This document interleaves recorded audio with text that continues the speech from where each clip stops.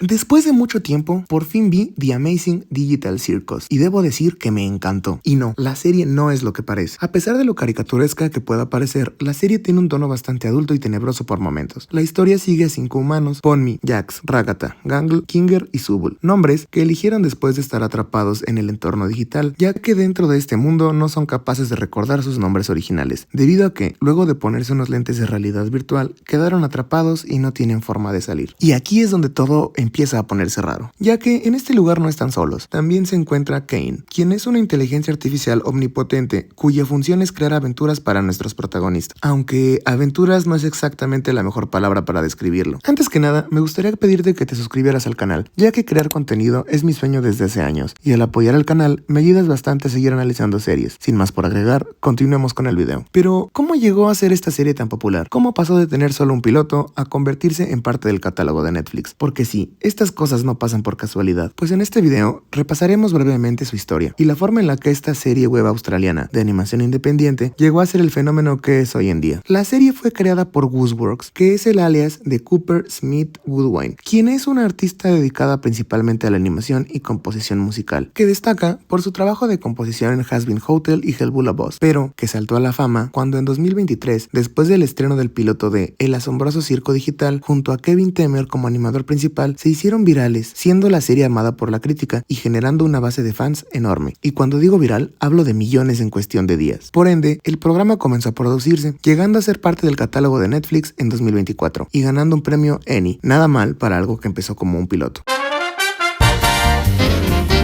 Pero empecemos desde el inicio. La serie es producida por Glitch Productions, antes conocida como Glitchy Boy, estudio de animación en 3D con sede en Australia, los cuales fueron creados el 7 de mayo del 2011, luego de que Luke flirt with Chocolate.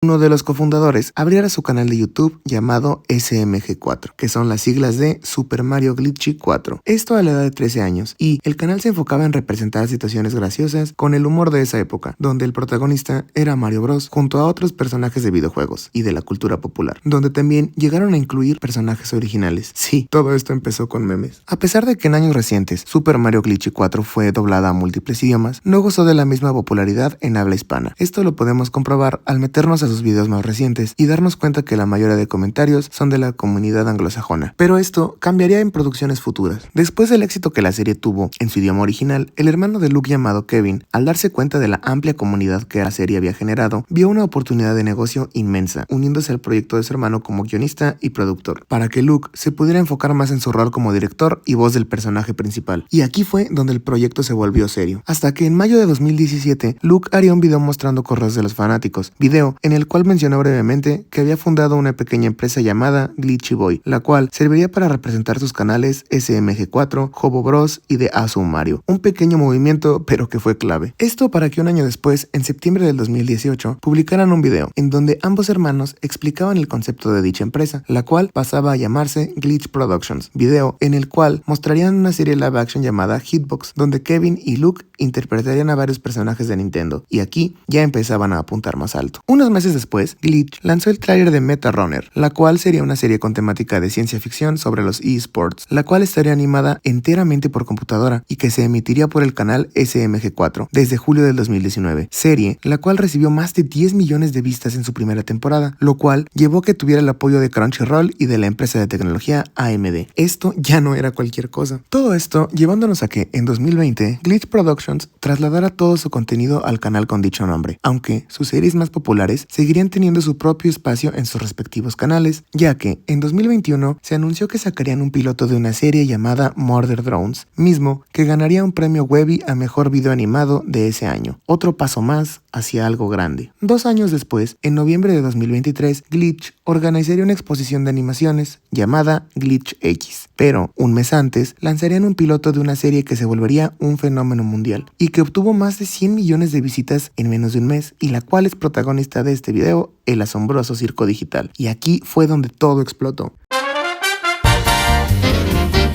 La empresa productora Glitch puso el ojo en Gooseworks gracias a su cortometraje animado llamado Little Ronmo, que trataba de un personaje de un videojuego tratando de sobrevivir con su última vida. Cortometraje que terminaría convirtiéndose en un juego de plataformas 2D y que haría que su creadora tuviera la idea para la concepción de su serie más popular. Sí, todo viene de ahí, ya que, debido a esto, la empresa se pondría en contacto con ella pidiéndole que creara un piloto, a lo que ella aceptaría presentando 3 diferentes propuestas que terminarían siendo lo que hoy conocemos como The Amazing Digital Circus. Y obviamente una de esas ideas fue la correcta. A diferencia de su anterior trabajo, Gooseworks no quería que esta serie fuera en 2D, ya que decía que esta propuesta tenía un mayor potencial, por lo cual, inspirándose en juguetes y videojuegos de los años 90, decidió darle un estilo de animación 3D, hecho con renders en CGI, para darle algo único y distintivo que fuera difícil de replicar. Y esto se nota bastante, ya que querían que la serie se pareciera a las primeras películas hechas con animación en CGI, como Tron, Westworld o incluso Toy Story, pero sin que pareciera algo anticuado, por lo cual la creadora y Glitch crearon un equilibrio entre el 3D retro y los juegos antiguos. Y aquí viene un detalle interesante. Al final, la idea fue descartada, aunque no del todo, ya que se optó por una versión más colorida, contrastando con la música alegre, que, debido al contexto de la serie, se puede sentir tenebrosa, o el diseño de los protagonistas, que parecen tiernos, pero su personalidad es todo lo contrario. Ese contraste no fue casualidad, fue algo totalmente planeado, ya que se quería que los efectos visuales no reflejaran la oscuridad de la historia, y se buscaba que se sintiera como algo solitario. Y quédate con ese dato porque es importante. Evidentemente esto no era una tarea sencilla. Temer y el grupo de animadores tenían que completar un par de escenas cada 2 semanas, siendo supervisados por Gooseworks, hasta que ella y Temer aprobaran el trabajo. O sea, nada de esto fue improvisado. Al punto de que en algunas entrevistas han dicho que varios de los movimientos y fallas de los personajes que pudimos ver en el episodio piloto fueron creados con Source Filmmaker y Garry's Mod, recordándonos mucho a los primeros trabajos de Glitch en Super Mario Glitchy 4, pero la mayor parte del trabajo fue hecha en Autodesk Maya, esto para las animaciones, y el renderizado fue hecho en Unreal Engine, ya que la serie se animaba a 30 fotogramas. Todo esto sumó al resultado final.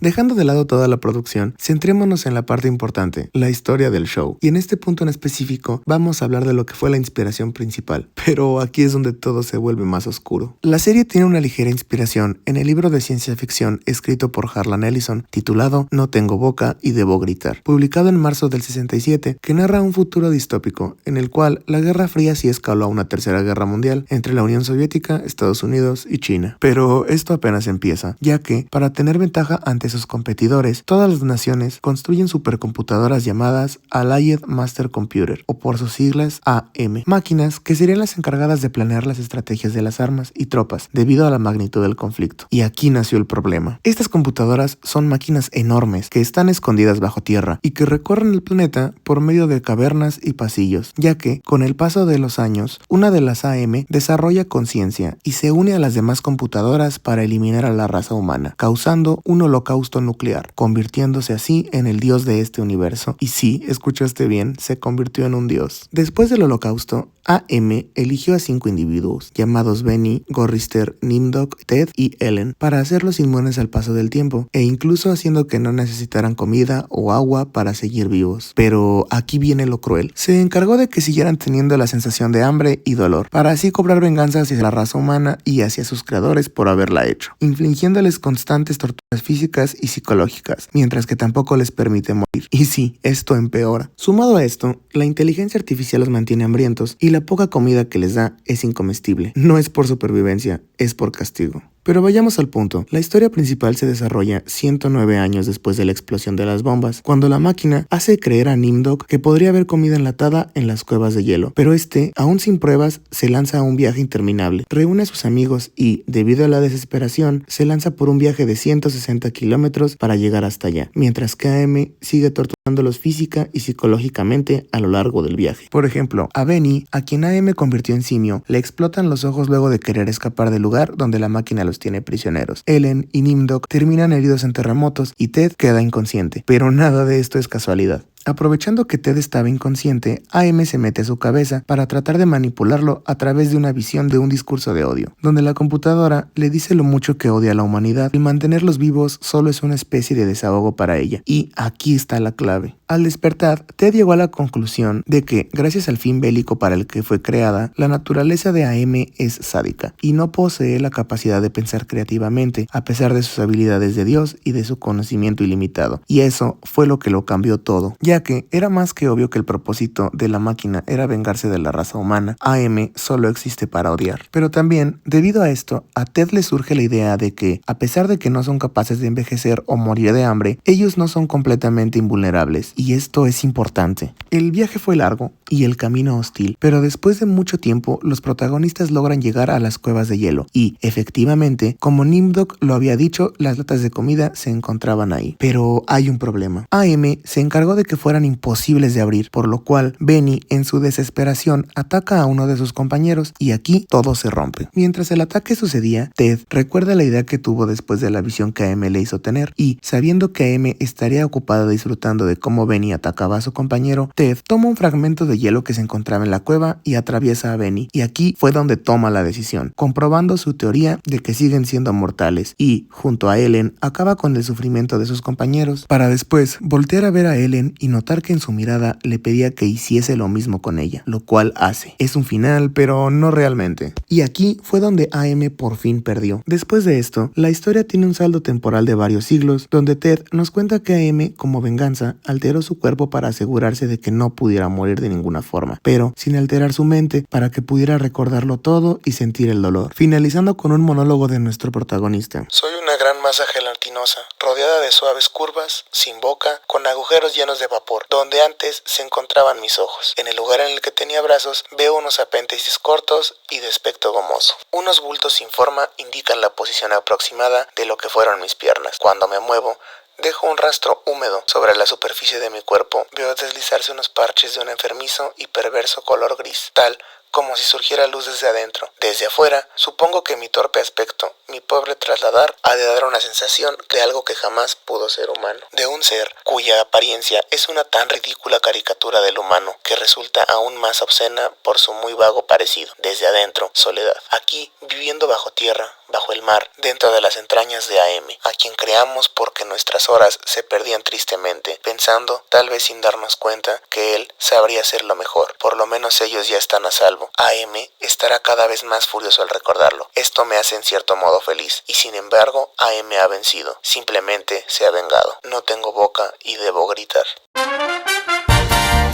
Como pudimos ver, la historia está un poco relacionada con el asombroso circo digital, y ahora todo empieza a conectar. Aunque no sea una calca de la historia original, en algunas páginas pude encontrar que el autor de la serie animada se llegó a pelear con el autor del libro, pero ¿realmente son tan similares? Pues en esta parte del video analizaremos algunos personajes de la serie, porque creo que, basándonos en el libro de Harlan Ellison, podríamos entender mejor a los personajes del circo. Tal es el caso de Kinger, quien fue parte del primer grupo que entró al circo, junto a su esposa Queenie, que, al pasar de los años, vio cómo poco a poco sus compañeros se iban abstrayendo, que, en este universo, es la representación de cómo los personajes llegan a la locura, culminando en el punto en el que tiene que ver a su esposa abstraerse y ser desaparecida por Kane. Y aquí es donde todo se rompe. Porque, después de pasar una década solo, donde su única motivación fue su colección de insectos, llega Ragatha, cosa que no cambió mucho las cosas, y eso lo hace aún más triste, ya que después de todo lo que vivió en el circo, Kinger llegó al punto de la locura, o al menos eso creíamos, debido a que en el capítulo 8 de la serie se nos muestra que la locura se manifiesta en entornos donde hay demasiada luz, cosa que en el circo es muy común por su naturaleza colorida y brillante, y aquí vemos que no todo es lo que parece. También tenemos a Ponmi, que a mi parecer es el equivalente a Ted, porque sería el personaje por el cual a través de sus ojos se nos narra la historia, ya que Ponmi es el miembro más reciente del circo y, gracias a esto, podemos entender de mejor manera cómo es la dinámica del lugar. Y aquí vemos el patrón. Ponmi es el único personaje con la intención de salir de la simulación, cosa que es algo bastante peligroso en el circo, y esto no es coincidencia. Como lo podemos ver en el primer capítulo con el personaje de Kofmo, quien se obsesiona con encontrar una salida y termina abstrayéndose, atacando a sus compañeros. Y aquí estuvo la advertencia para Ponmi, debido a que es el personaje con el cual se nos muestran varios de los traumas de los personajes, como el miedo al rechazo de Ragatha o la desconexión emocional de Jax, el cual también me intriga demasiado saber qué ha sido de ese personaje, y espero se conecte con algo más grande, ya que en el capítulo 7 él es quien presiona el botón que haría que los personajes se quedaran atrapados en el circo, que, aunque después se nos revela que todo era una aventura planeada por Kane, sí se nos muestra que Jax tiene un pasado traumático. Y aquí hay algo más. En ese mismo capítulo se nos muestran unos flashbacks en donde podemos ver la vida pasada de Jax desde una carretera con la perspectiva del conductor de un auto, y aquí nada está por accidente. Y por último tenemos el personaje más obvio, Kane, que después de ver el capítulo 8 me recordó bastante a AM e incluso hace una referencia al libro del cual se desprendió la serie. Y aquí está la conexión más clara. Pero a diferencia de la maldad de AM, Kane es un ser juguetón y bromista en sus primeros capítulos, que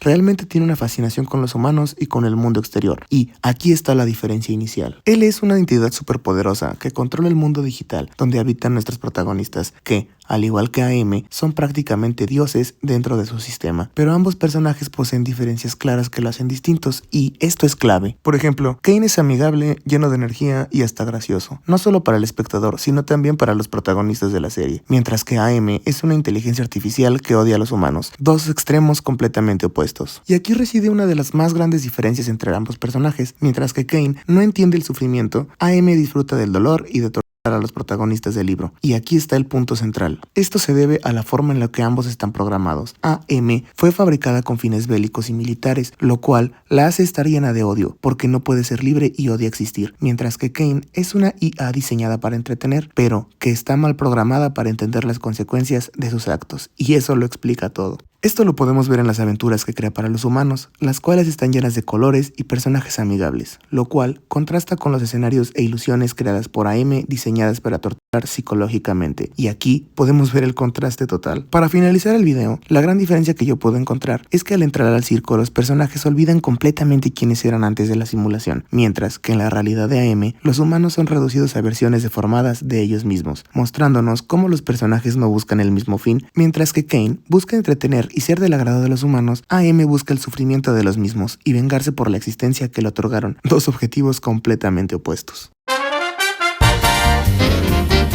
El asombroso circo digital es una serie espectacular, que realmente me encantó. Y cuando una serie o película me gusta demasiado, sinceramente me obsesiono mucho y me pongo a investigar cada detalle de las mismas. Y este fue el caso de esta serie, ya que por años la había querido ver, pero por una u otra cosa no había podido, pero realmente valió la pena. Por esta misma razón creé este canal, para compartir con la gente este tipo de análisis que a veces se me dan por hacer, pero espero pueda traerles al canal mínimo una vez por semana, porque esto apenas empieza. Muy probablemente cuando la serie termine el 19 de junio de este año, nos volvamos a reunir para hablar del final de la serie, y ese video va a estar realmente fuerte. De momento, yo me despido esperando que el video les haya gustado, y de ser así, regálenme un like antes de abstraerme. Hasta luego.